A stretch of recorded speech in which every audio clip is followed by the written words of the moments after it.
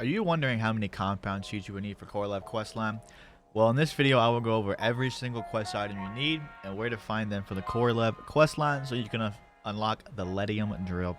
So most of the Korolev quest items are centered around industrial spawns, such as compound sheets, metallic alloys, pistons, hardened metal, ball bearings, so on and so forth.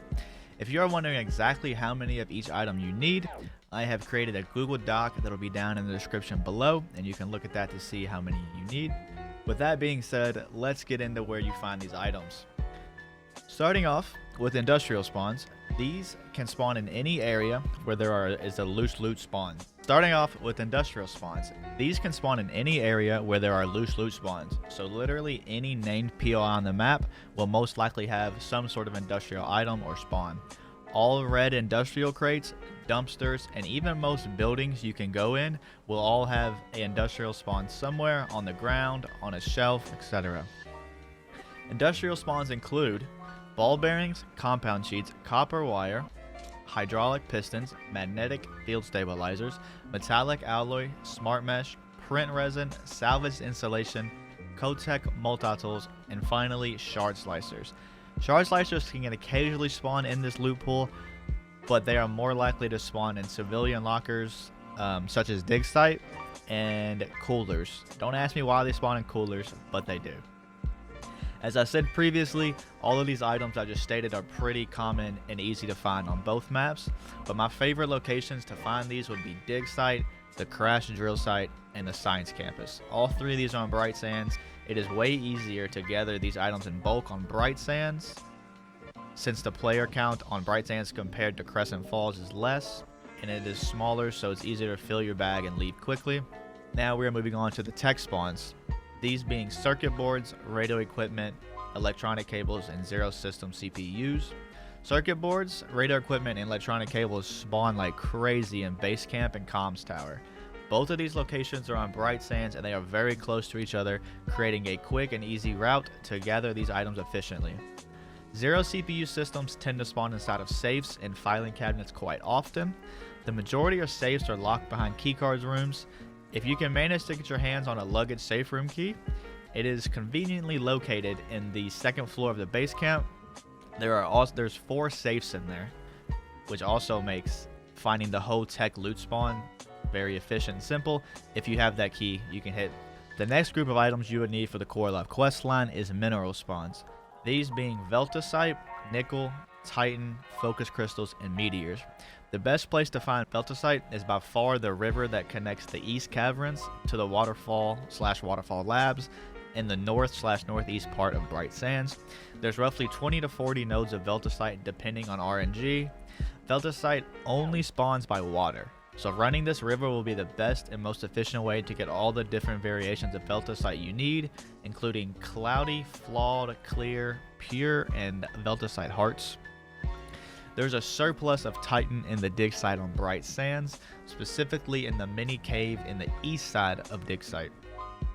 There will also be a marauder guarding this location, but he's pretty easy to kite around and deal with. You just need to jump over the red beams when he attacks. The next item is nickel. Nickel tends to spawn all over both maps. Just be on the lookout for it if you need it. It's a green colored node that is very common. The easiest spot to find focus crystals would be in the jungle and jungle camp on Bright Sands. There is quite a bit of creatures that guard these, so I recommend taking extra bullets and extra meds if you're going on a focus crystal run. As a heads up, there's also nickel in the jungle, so to tell them apart, focus crystal nodes are a green/blue color, almost like a teal, instead of just green like nickel. Lastly, meteor cores and meteor fragments will only come from meteor showers. These happen roughly every 30 minutes or so. You'll hear a loud boom-like sound, and you will be able to look up in the sky and see where the meteor shower is coming down. They last about a minute, and the meteor core comes in last. The next category will be filing cabinet/drawer spawn items, including optic glass, textiles, resin guns, and rarely portable labs. The best place to farm filing cabinets would be the waterfall labs on Bright Sands, or if you have enough gear to make it up to Pinnacle Labs on Crescent Falls. There's quite a few drawers up there as well. Just like the industrial spawns, almost every building or POI will have some sort of filing cabinet located somewhere in there. You just need to be lookout for it.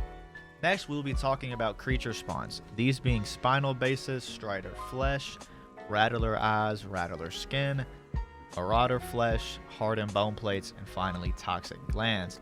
Spinal bases and strider flesh come from striders. Spinal bases are 100% drop rate for every strider you kill, and their flesh is roughly 50%. The same goes for rattler eyes and skin. The skin is 100% drop rate, and the rattler eyes drop rate is roughly 20 to 30%. Marauder flesh and hardened bone plates also have the same concept as striders and rattlers. The bone plates are 100% drop rate, sometimes they drop too, and their flesh drop rate is somewhere between 10 to 20%. And the last creature drop you will need is toxic glands.